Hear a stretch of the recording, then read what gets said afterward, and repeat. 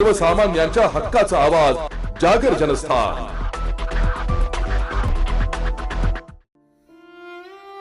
ज्येष्ठ नेते व माजी आदिवासी विकास मंत्री मधुकरराव पिचड यांच्या पार्थिवावर अकोले तालुक्यात राजूर येथील मधुकरराव पिचड माध्यमिक व उच्च माध्यमिक विद्यालयाच्या प्रांगणात शासकीय इतमात अंत्यसंस्कार करण्यात आले।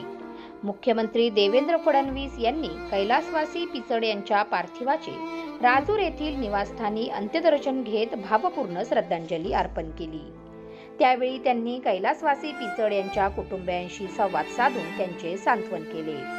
या प्रसंगी आमदार राधाकृष्ण विखे पाटील, आमदार दिलीप वळसे पाटील, आमदार किरण लहामाटे, जिल्हाधिकारी सिद्धाराम सालीमठ, पोलीस अधीक्षक राकेश ओला, अप्पर जिल्हाधिकारी बाळासाहेब कोळेकर, श्रीमती हेमलता पिचड, वैभव पिचड, हेमंत पिचड आदी उपस्थित होते। प्रशासनाच्या वतीने जिल्हाधिकारी सालीमठ यांनी पार्थिवावर पुष्पचक्र अर्पण करून श्रद्धांजली वाहिली। पोलीस दलाच्या बंदुकीच्या फायरिंग झाडून मानवंदना दिली गेली। दरम्यान यावेळी माजी मंत्री बाळासाहेब थोरात, खासदार भाऊसाहेब वाकचौरे, हेमंत सावरा, राजाभाऊ वाजे, आमदार नरहरी झिरवाळ, सत्यजित तांबे यांच्यासह राजकीय आणि सामाजिक क्षेत्रातील अनेक व्यक्ती यावेळी उपस्थित होते। जागर जनस्थानसाठी हेमंत शेजवळ, शिर्डी।